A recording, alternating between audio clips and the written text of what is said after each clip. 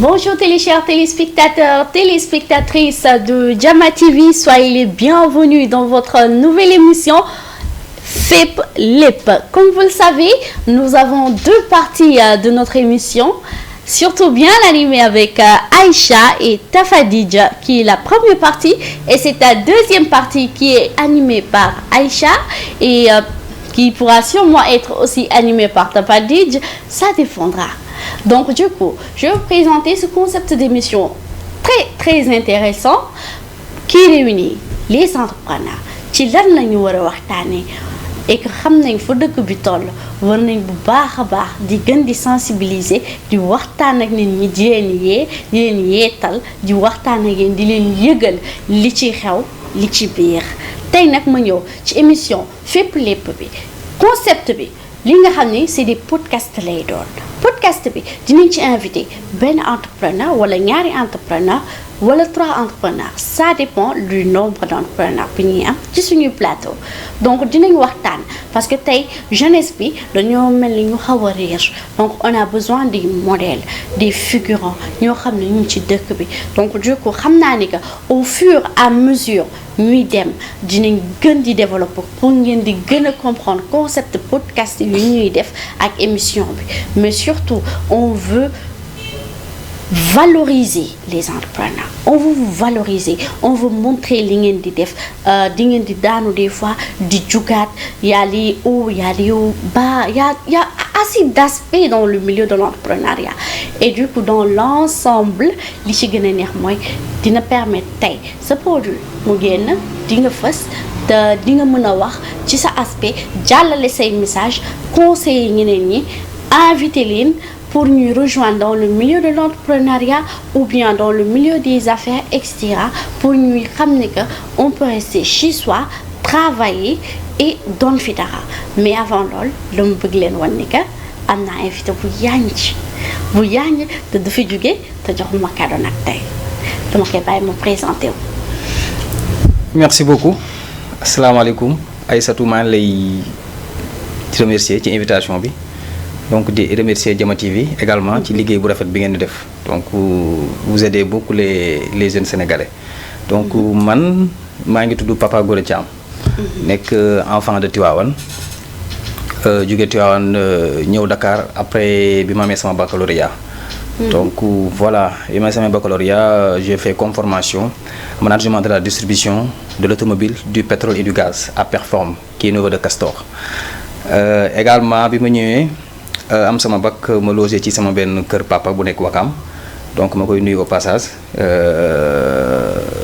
papa Amadou Thiam donc voilà bi ma ñëwee comme je fais partie d'une famille de métier donc nous exerçons la bijouterie donc bi ma ñëwee ma ni pourquoi pas comme j'ai eu mon baccalauréat donc on a un métier de famille pourquoi pas me profiter pour apprendre ce beau métier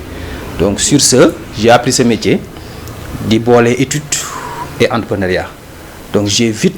appris ce métier après ma commencé informer sama réseau sama entourage mais ñi may jàngandool ak sama xame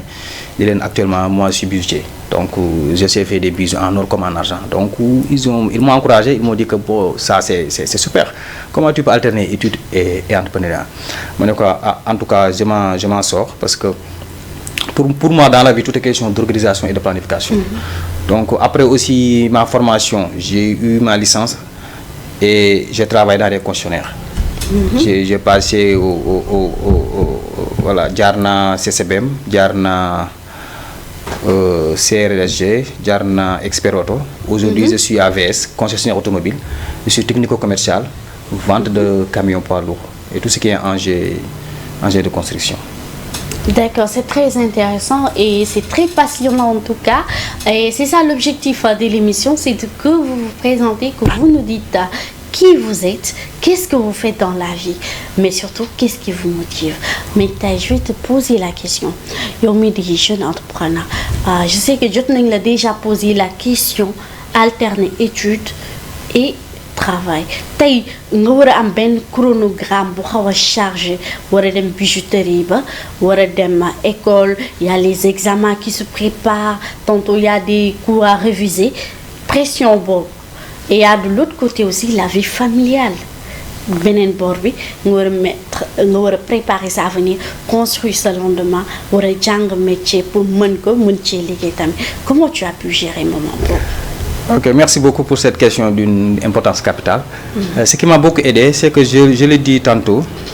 avant l'entame de cette émission, que j'ai eu la chance, après avoir eu mon baccalauréat, d'intégrer une association qui s'appelle AIC Africa, Association des étudiants coachs et entrepreneurs d'Afrique. Donc à travers cette association, j'ai appris beaucoup de choses. Et c'est ce qui m'a permis d'être aujourd'hui coach certifié en développement personnel et en art oratoire. Donc j'ai constaté que tout est question d'organisation et de planification.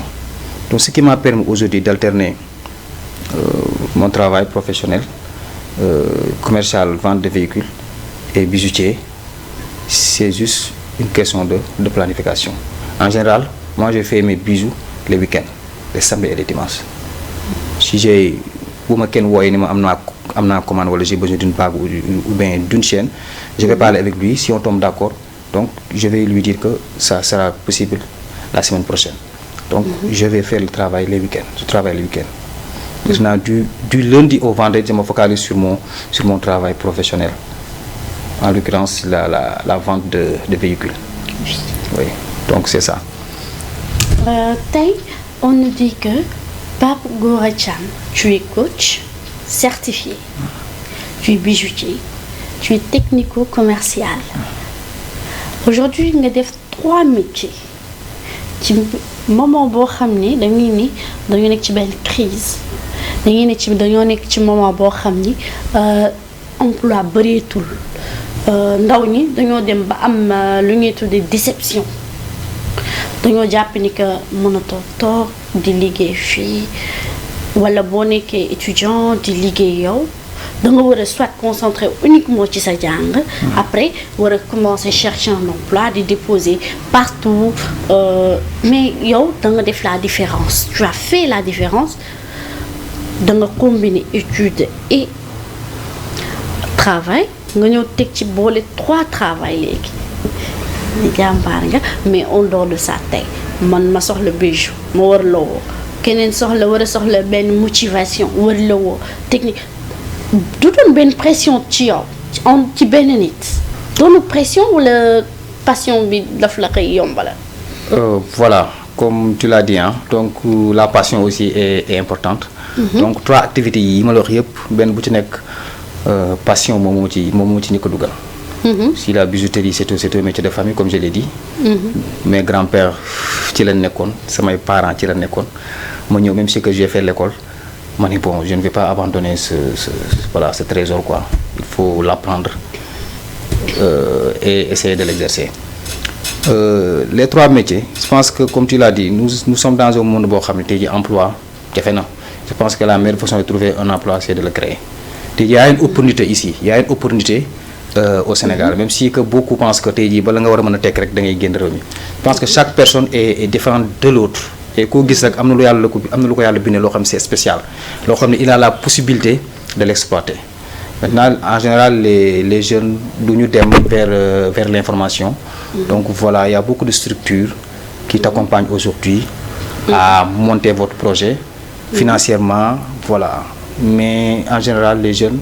du ñu dem vers l'information. Ce qu'ils disent c'est que rek fii moom c'est impossible ma tekki fi donc coûte que coûte man daal j'ai une seule option, c'est de sortir le pays. Et ça peut ne pas être aussi le cas comme tu m'as dit, comme vous l'avez dit tout à l'heure. Donc ces 3 métiers juste je redis que tout est question de planification. Tout est question de planification. En général tout ce qui est coaching et bijouterie je le fais le week-end et du lundi au vendredi je me consacre sur mon travail professionnel. Sur ce côté-là, on va revenir d'un point très important bi ma bëgg par exemple am koo xam ni dafa juddu fekk ci biir famille bi mbokk yëpp wala grand-père bi ancien arrière grand dañuy bay ci suuf la dañuy bay ñoom bay bi lañ xam mais moom jóge na dëkk ba ñëw na Dakar jàng na université dugg na dans des écoles chères donc moom il se voit pas dem di bay delluwaat àll ba ne day bay donc du coup loolu da nga foog ni que peut-être que majorité bi ku ci nekk bu delluwaatoon comme li nga jot a def suivre seen lignée familiale ku ci nekk bu xooloon sa lignée familiale nga suivre loolu tamit du la apporter dara wala tu es d'accord ci concept ni dañoo war a innover rek. Bon, c'est une question importante. Je pense que ni nit ku ne ak passion. Premièrement nit ku ne ak sa passion mais xool aussi li say parents nekkoon. nga def ci étude xool lan la mën a apporter ak ban innovation nga ci mën a def. pour mu méngoo ak sa niveau ak fi nga toll je pense que loolu aussi yàqul dara. Aujourd'hui il y a beaucoup de jeunes yoo xam te ne peut-être seen parents ils ont réussi à réaliser quelque chose. mais peut-être ñoom xeeb nañu ko wala bëgguñu ko et tout parce que pour ñoom loolu ñoom li ñu yaakaar ni moom lañ bëgg a réaliser dëgg mënul jóge foofu mais est-ce que ils ont pris le temps nécessaire def ci étude xool lii sama papa nekkoon li sama maam nekkoon mais c'est quoi exactement et puis man ban innovation ban valeur ajoutée laa ci mën a def pour que mu dépasser fi ko sama maam bàyyi woon ak fi ko sama papa bàyyi woon pour que mu dem au niveau boo xam te ne day méngoo ak jamono. Je pense qu'il y a beaucoup de jeunes ici que je connais. yoo xamante ni demuñu fenn dañoo fekk li seen papa nekkoon li seen maam nekkoon ñoom ñu ñëw jël ko. bu newoon 100 yóbbu ko 300 ba tey jii ñëpp xam nañ leen mais indi nañ ce qu'on appelle une valeur ajoutée ci activité boobu ba ñëpp ñoo ngi leen di dégg.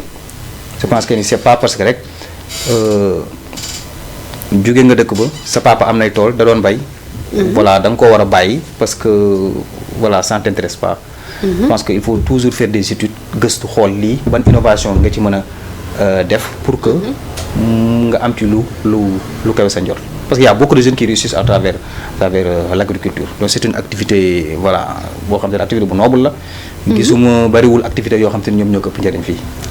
da ngay xool da ngay gëstu ci exemplaire l'homme exemplaire Thione Niang. effectivement Thione Niang agriculture fu mu ko yóbbu tey.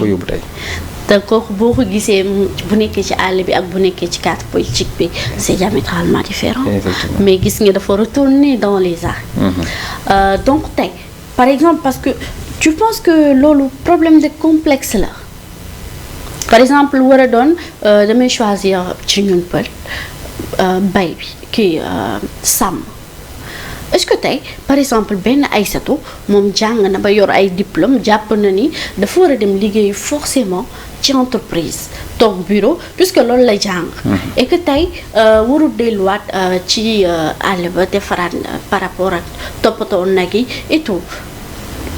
dafa complexé wala dafa xaw a rus ci métier bi wala lan moo war a indi lool parce que man je pense que bu ñu doon xoolee boobu tam mënul nañ créer yeneen opportunité de travail. effectivement loolu aussi ci benn côté. complexe daf ci am. parce que tey jii day bari ku judd ci famille. famille bi am activité principale boo xamante ni ñoom ñëpp ci leen tedd. sa maam ci la tedd sa papa ci la tedd yow ci leen la ngénte.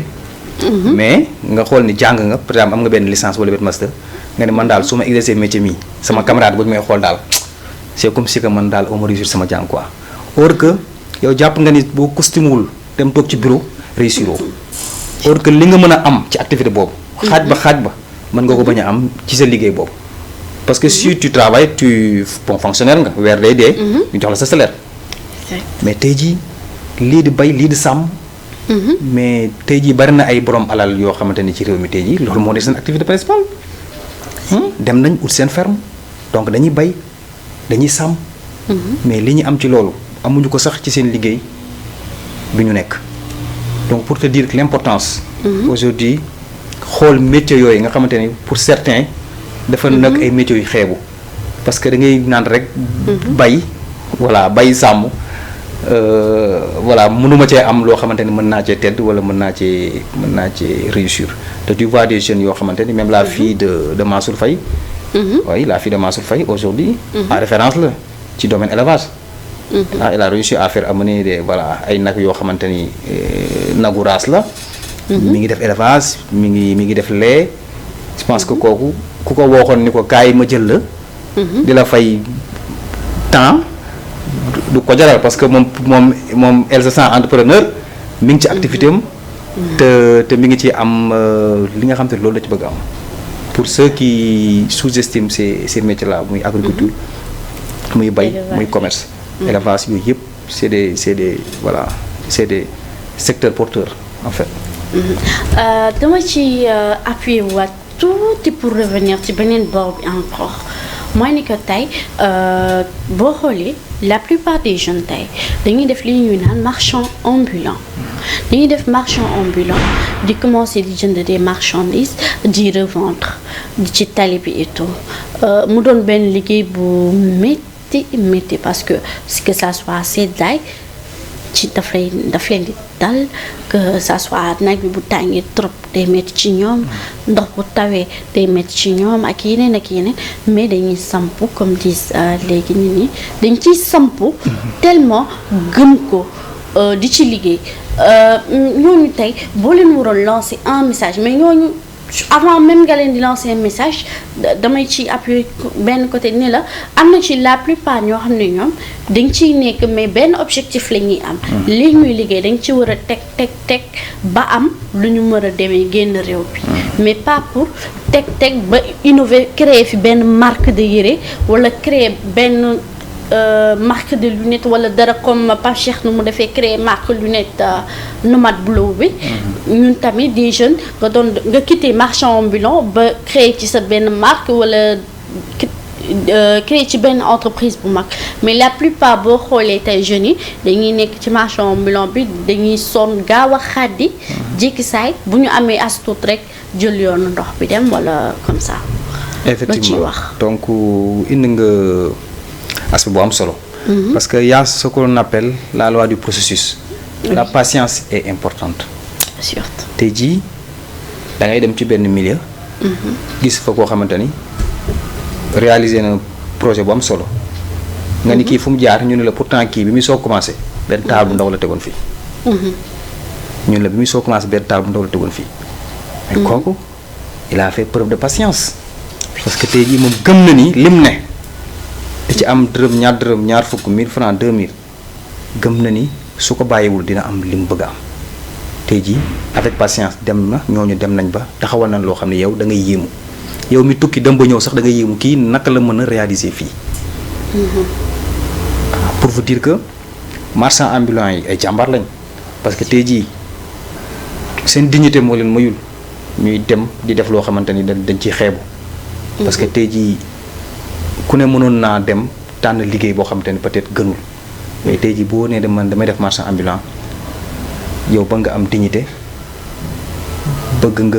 di faj say soxla bopp am personnalité ma leen di encourager mais la majeure partie de ces marchands ambulants également ñu bari comme ni nga ko waxee dañuy liggéey ba am benn somme soit 5 millions 10 millions yoo xamante ni duñ ci xaar lu dul tukki mais par contre mën nañu réussir fii parce que ni nga def ba am 10 millions aussi boo amee projet bu baax yow li nga doon jaay bu ñëpp xam la ci nga ubbi ci essayer am ci marque ubbi ci loo xamante ni tey jii day gën a yokk sa liggéey ñëpp xam ne léegi tu n'es plus marchand ambulant mais léegi am nga place am nga local di dem bitim réew di indi marchandise di ñëw parce que loolu c'est plus rentable parce que tukki lépp ñii tukki trangal moo tax ñuy dem. mais yow am na fooy toll mais mën nga ubbi sa marque fii ici au Sénégal ba pare dem di tukki di indi ay yeneen marque di am ay partenariats ak ay fournisseurs étrangers di ñëw ce qui te permet aussi d'investir ici au Sénégal parce que bu ñëpp demee. kenn du des. parce que voilà loolu du encourager yeneen jeunes yi ba pare kañ la ñuy taxawal dara en fait. il faut que aussi ci benn côté nit ñi gëm ni war nañoo mën a réussir ici au Sénégal mais tout est question de mentalité yow boo defee sa bopp ni man ala ku di xaal du ma réussir fii. loolu ça te bloque. même loo dugg sax du dem parce que yow éliminer nga sa bopp ba pare pour yow daal fii c'est impossible mënoo fee réussir. mais si tu dis que c'est possible parce que gis naa diw ak diw yoo xamante ni doomu réew mi lañ. seeni parents amoon ay teranga doon def ay activités mais génnuñu. dañoo ñëw développé ko gis naa aussi ñoo xam ne à partir de zéro marchand ambulant wala table wala leneen ils ont fait preuve de patience aujourd'hui il faut partie des modèles. ci loolu lay ñëw parce que avant maa ñëw ci cadre immigration bu bees bi génn ni dama ci wax mais avant loolu message bi mu lay lancer c'est un message très important parce que il faut ngeen changer seen mentalité il faut ngeen changer seen gis-gis il faut ngeen xam ni que c'est bel et bien possible nga innover 500 francs mi ngeen di xëy di am di ci teg di ko teg ci benn côté ba dem di ci am xaalis bu bari bi ngeen di jël di voyager di préparer kay di voyage feneen mun ngeen ko investir fii il vous suffit juste d'être organisé ngeen jege ñi nga xam ne ñoom ñoo leen mën a jàppale ci côté boobu pour ngeen mën a def seen idée de projet di mën a créer soit seen marque wala di def di jënd ay marchandises di jaayaat en tout cas di innover ci dara loo xam ne mën leen amal njëriñ parce que je voudrais bien encore ñu wax ci cadre campagne parce que bii ni bu mu génnee ba tey je sais vidéo bi mu ngi circuler sur les réseaux sociaux mooy déposer say papiers pour mën a dem Espagne bi la plupart je pense que c'est pour nga liggéey ci ferme yi mais tey man je me dis je suis pas contre ñi di dem di déposer pour dem liggéey parce que outil dañuy outil pour teral seen njaboot donc du coup c'est un acte noble mais tey ñoom ci àll yooyu ñuy dem pour liggéey ci ferme yooyu ñuy dem alors que ñun yor nañ fi suñuy suuf àll bi dafa vide kenn nekku fa du coup bu fekkoon ni tey on avait lancé des appels d'offres ci biir Sénégal dans la sous-région ne foofu dañoo war a dem bay wala def dara est-ce que concept bi boo doon mesurer est-ce que dina bokk ni ngay gisee ñoom ñuy xëccatoo pour dem bi est-ce que dina bokk alors que fu ñu fekkoon ni amoon na benn Pape Gora bu lancé woon appel d'offre ni kaay leen am naa suuf kaay leen ñu bay fii wala ñu sàmm lii ñëw leen. bon effectivement comme ni nga ko waxee xam nga du bokk parce que tey jii rek da ngay gis koo xamante ni soo ko tuddee waxu mbay rek moom pour moom da nga ko yàpp wala da nga ko insulté au Sénégal. tey jii mbirum Espagne bi boo gisee vidéo yi xam ni jeunes yi ni ñuy déposer voilà dañoo am espoir. voilà dañoo am espoir ci vie meilleure boo xam te ni war nañ ko mën a am foofu di Espagne. mais lan lañ fay def ci ferme yi lañuy dem bu ñu demee. donc je pense que ni ñun gouvernement surtout les gouvernements africains war nañu mën a accompagner jeunesse bi. à travers des programmes yoo xamante ni ci secteur agriculture day tax nit ñi jeunesse bi surtout xam ni man su ma bayee fii Sénégal li ma mën a am loolu laay am su ma demee Espagne wala su ma demee France. je pense que aussi loolu c'est important. et ils ont une vision 2050 et je pense que ni ñoom mbirum mbay aussi jëmal teg nañ ko ci piliers yi nga xamante ni ñoom lañ gën a yaakaar ni moo war a mën a développer réew mi pour ñu am autosuffisance alimentaire. mais encore une fois bari na effort yoo xamante ni yaa ngi koy def. bitum réew mais boo ko defoon sa réew mais mën nga am dara même si aussi ku nekk ak sa wërsëg. ñi dem teraanga moo leen yóbbu ñi toog aussi yaakaar ni mën nañoo am teraanga fii seen réew kenn ku ne foo nekk rek yàlla defal la nga ca bëgg mais ce qui est sûr et certain mooy y a du potentiel ici au Sénégal donc en général bari na kuy taxaw naan dëkk bi du dem doxul mais boo ko laajee lan la def des actes concrets yoo xamante ni moom def na ko pour taxawal dara mais du la wax dara pour moom état bi moo war a ñëw fekk ko ba ci néegam. ni ko kaay sangul ba set mu sangu ba set mu ni ko kaay liggéey ngi nii or que loolu set état am na responsabilité ci l'emploi des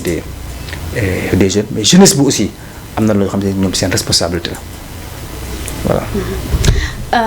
J'espère que vous avez bien compris le concept de cette émission. En tout cas, c'est surtout basé sur la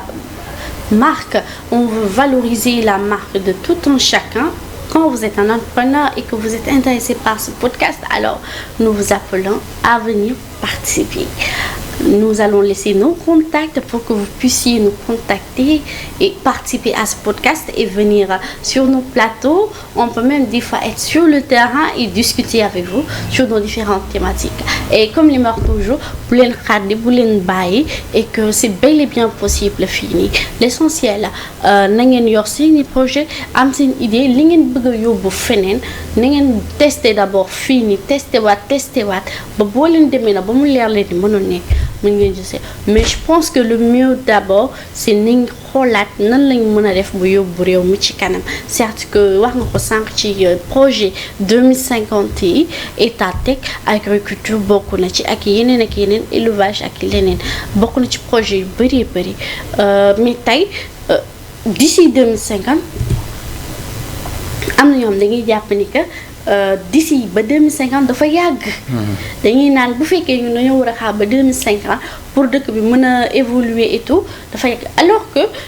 teguñu projet pour d'ici 2050 ci la lépp di sotti mais intervalle 2050 bi projet yi day commencer un à un. mais tey yow mi doon coach est-ce que tu penses que tey boo duggee ci dans la peau d'un coach tey je pense que nous la jeunesse on manque confiance en nous ou c'est une confiance à notre état wala dañoo réer. Super je pense que bari na kuy xaar programme état soo nee ko yow lan mooy sa programme du ko wax. Donc je pense que l'état a son programme mais aussi toi tu dois avoir votre propre programme. Surtout. Voilà donc man mënuma concevoir en tant que jeune tu croises les bras tu dis que voilà l'état n'a rien fait voilà nee na 2050 la réew mi di neex et tout kon ñun on est foutu dañuy toog di xaar 2050 non mais toi c'est quoi ton programme qu'est-ce que tu veux réellement. Je pense que aussi manque de confiance en soi day ñëw voilà manque de confiance en soi souvent day ñëw ci domaine boobu parce que tey jii beaucoup de jeunes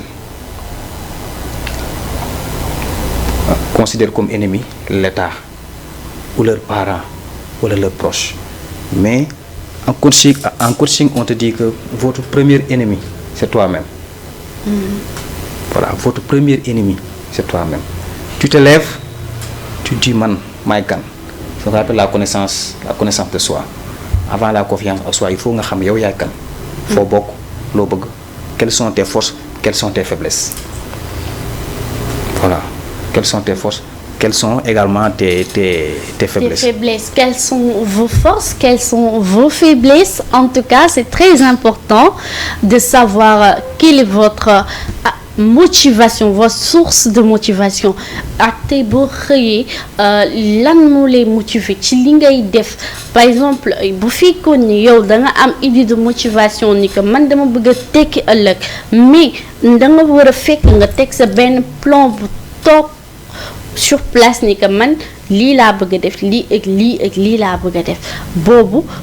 mën nga xaar ñu accompagner la ci cadre financement ci cadre yeneen yi mais surtout dinañ dugg ci cadre financement aussi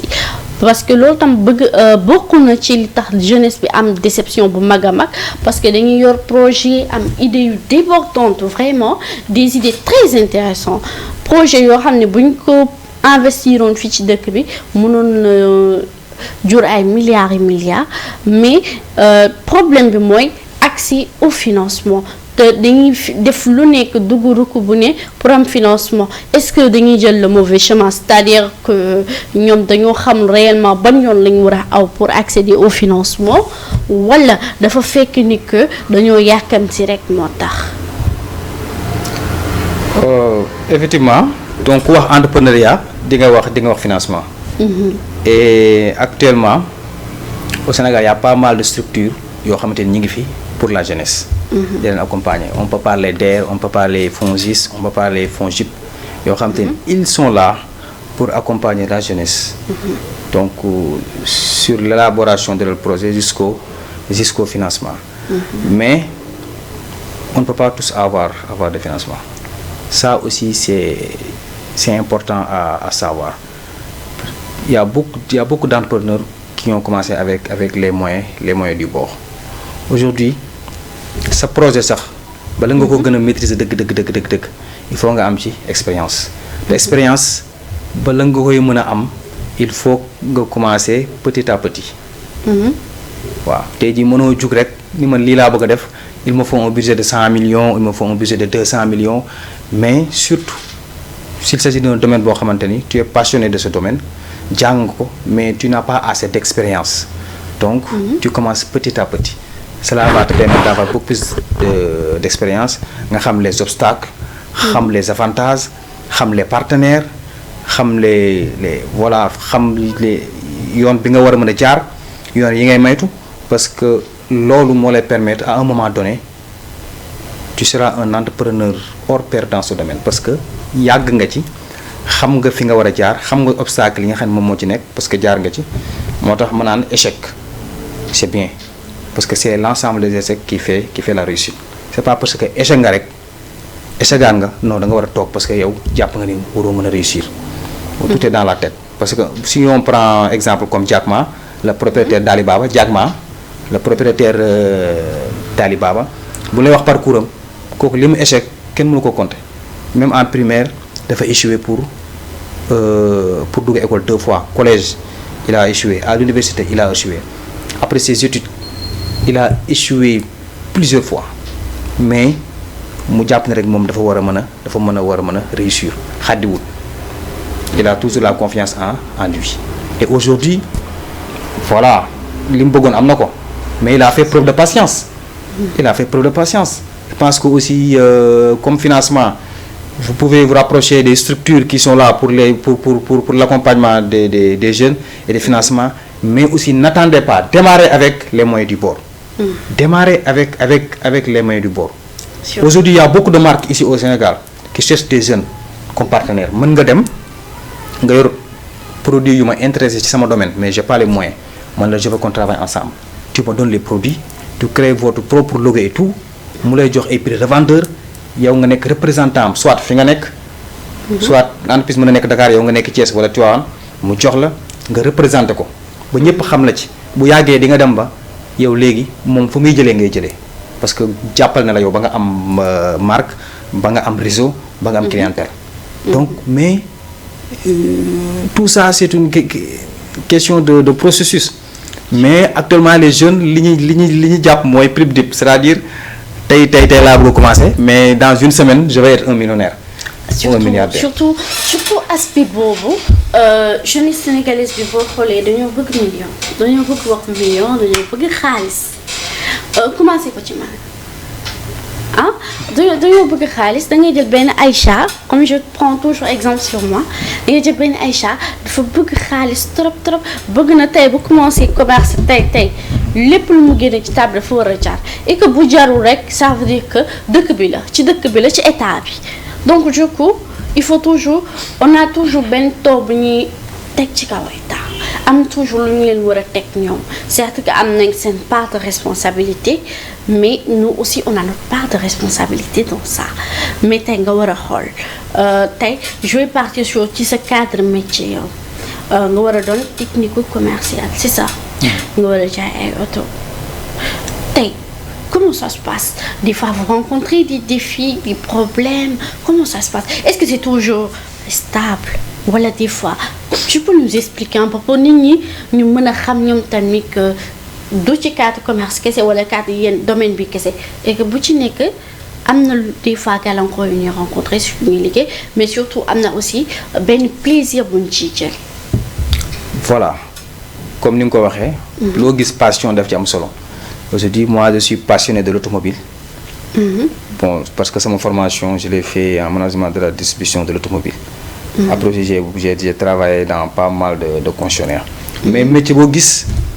dina am ay difficultés. Aujourd'hui ñun li ñuy jaay doonu lu yomb. parce que camion benn camion minimum dina jar 50 millions jëm kaw. Donc là c'est pas un cahier bu ñuy jënd à 100 francs wala à 250. Donc di nga am ay cibles parce que di nga xam kan moo war a mën a jënd sa camion ak kan moo war a mën a jënd sa camion.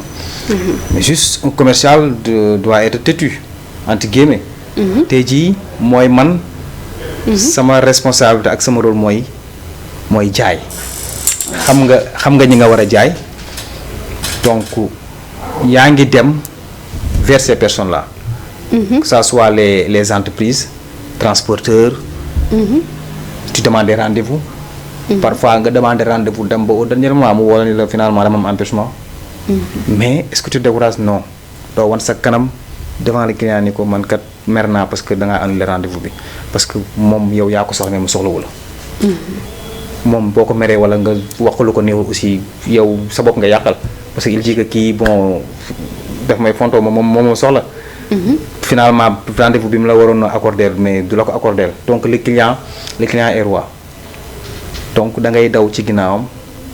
ba am rendez-vous jëm ko convaincre à ce que mu ñëw jënd sa produit voilà.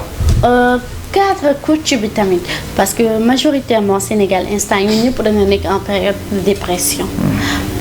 boo xoolee majorité bi laay wax dañoo nekk en période de dépression parce que des fois que ça soit même ci mag ñi surtout les pères de famille nga war a xëy teg dépense toppatoo xale yi ñu ngi jàng école fin du mois frais médicaux yi ak yeneen pression bi day bëri nga génn doo am dara ci biti nga war a delluwaat jàkkaarloog sa njaboot jukku am na benn stress buy dem ci yow dem ba doon benn gêne ba doo amati mën a xool say doom wala yow en tant que coach tey ñu mën a wax ci cadre genre personnes yooyu parce que y en a des milliers et des milliers de Sénégalais yuy dund loolu. Effectivement xam nga y a ce qu'on appelle l'empathie. C'est le pouvoir c'est le fait de se mettre à la place de l'autre. Oui. Ça aussi c'est important. Oui. Quand vous vivez en famille. Les problèmes c'est partout hein. Oui. Il y a ce qu'on appelle la gestion émotionnelle. Alors, il faut savoir gérer les émotions mais l'empathie boo nekkee ak nit que ça soit muy sa soxna ak say doom et tout. L'homme a besoin d'être écouté et encouragé. Ça c'est important. Tey jii les pères de famille ils souffrent parce que da ngay dem ci àll bi pour wut loo indee sa njaboot pour ñu dundee ko mais da ngay seetlu ni saa boo ñëwee c'est-à-dire ta femme et tes enfants pour ñoom yow li ngay def c'est une obligation même si c'est une obligation pour ñoom tu n'as pas besoin d'être encouragé ou bien d'être remercié. Et ça joue un rôle très important parce que nit ki day xam ni moom kat effort yi muy def ñi mu koy defal ils sont conscients de ces efforts et loolu daf koy réconforter daf koy jox beneen énergie pour ce que mu gën a am courage dem pour indil njabootam succès. Dama am benn anecdote ma dugg ci benn car rapide yàggul il y a même pas un mois ma gis benn femme bu ànd ak benn doomam xale bu ndaw la est-ce que am na sax 9 ans mais mi ngi yor mburoom di lekk mais xale bi mu lekkee ba pare man maa ngi jàkkaarloo ak ñoom dafa wax maman ne ko oui mu ne ko merci pour le pain mu ne ko merci pour le pain ma ni mais man fi ma toog dafa mel ni dañ ma dóor yat parce que le geste est tellement noble ma ni ñun ñaata nit ñoo màgg dem ba am ay soxna te mosu ñoo wax seen papa merci ci pain bu ñu lekk wala ci añ bu ñu añ mais c'est bizarre. C'est bizarre. Mais tout est question d'éducation et de culture. Surtout. La fille a été éduquée de telle sorte que moom jàpp na ni lu ko nit war a mën a defal war na ko mën a remercier même si c'est sa mère ou bien même s'il est son père. Mais le même jour ma wàcc jëlaat beneen oto may yéeg ci car rapide bi benn femme yéeg jàppanu ni mu jàpp baaxul muy daanu ma téye ko mais jusqu'à présent la femme ne m'a pas dit merci. Au même jour ma évaluer ñaari situation yi ma xam ne rek tout est question d'éducation tout est question de culture mais pour te dire la reconnaissance la gratitude est très important dans la vie. Tey jii bari na nit sentiment yu muy am parce que effort yu muy def il n'est pas écouté il n'est pas encouragé te nit dafa bëgg ku koy encouragé ku ko déglu ku ko jàppale ku ko xamal ni ko sa yoon bii nga nekk c'est la bonne voie continuer voilà. En tout cas, on l'a entendu ensemble, la reconnaissance, mais surtout l'éducation dafa am solo. Éducation de base dafa am solo. reconnaissance tamit dafa baax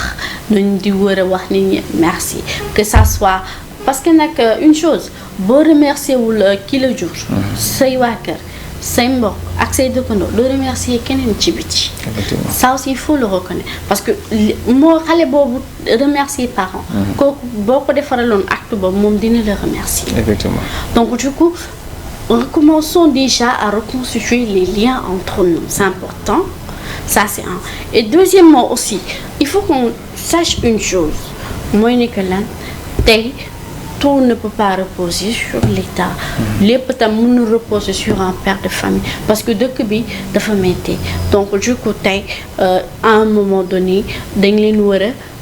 reconnaître le minimum d'effort bi ñuy def ci biir kër gi même si ne serait-ce que benn yoon lañ taal cin ci biir kër gi on doit reconnaître effort boobu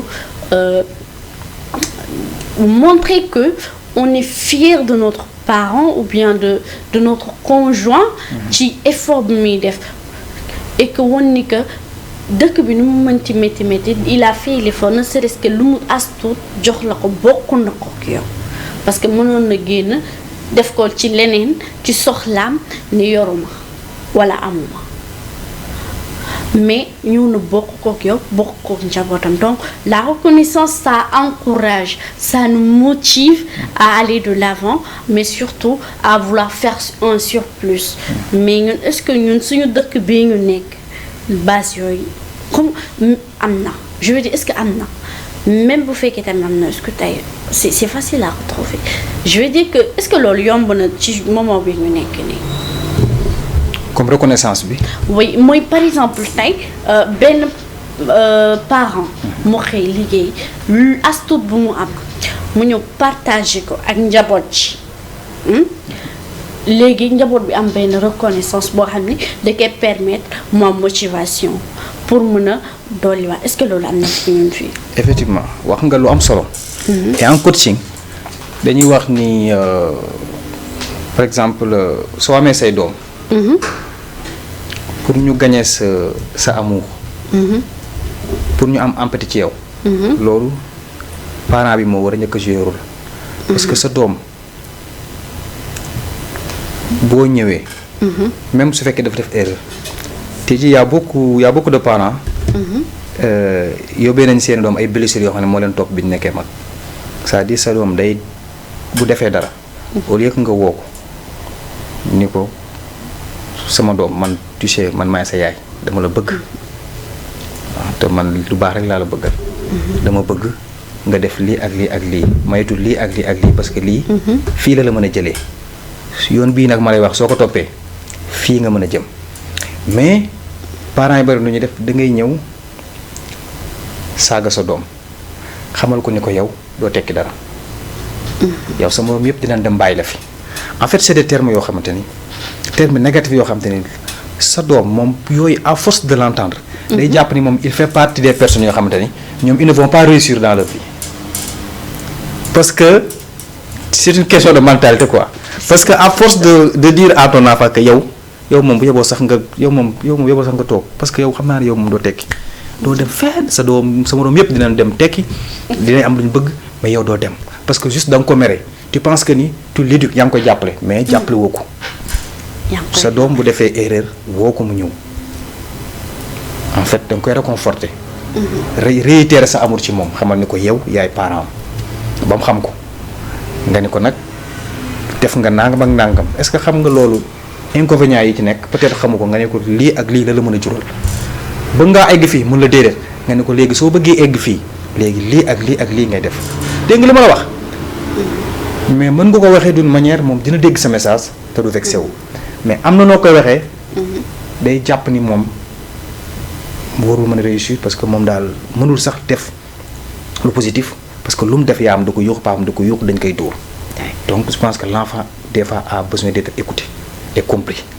parce que y a une façon d'éduquer aussi il y a une façon aussi de gagner l'empathie de votre enfant ça aussi c'est important. En tout cas c'est très très intéressant waxtaan bi neex na lool mais xam naa dama koy dagg mais surtout avant ma koy dagg damay représenter waat suñu ndaanaan bi ñu am ci suñu plateau muy Pape Gora Thiam bijoutier technico-commercial mais surtout coach te man sax daf maa jaarale coach ci diggante bi pour ma mën a am confiance bu baax a baax mais surtout waxam yi c'est très très important encore une fois di leen wax ne que ce sera ainsi toujours dinañ am benn entrepreneur bu ñu invité pour ñu waxtaan ak moom peu importe ci domaine bi ngay liggéey dinañ la invité sur ñu plateau waxtaan ak yow sur les domaines là ci sa domaine bi ngay liggéey déjà mais en même temps ci situation bi ak ci actualité mais tey Pape Gora quel est ton mot de fin? Mon mot de fin, moi je lance un appel à toute la jeunesse sénégalaise. Oui. Il y a un saint du nom de Serigne Cheikh Ahmed Tidiane Sy Al Maktoum. Mouni, Toubabi, dañuy wax ni si on n'a pas ce que l'on veut, on se contente de ce que l'on a. Mom, il dit qu'il n'est pas d'accord. Parce que se contenter de ce que l'on a est trop ordinaire pour lui pour se justifier devant l'admirable principe de ce que l'on veut. Donc une question de dire que ni du ni man lii laa am rek damay contenté ci loolu ndax awma lay non sa yitte na àgg ci nga bàyyi loolu te mu wuti la nga bëgg am. Je vous remercie.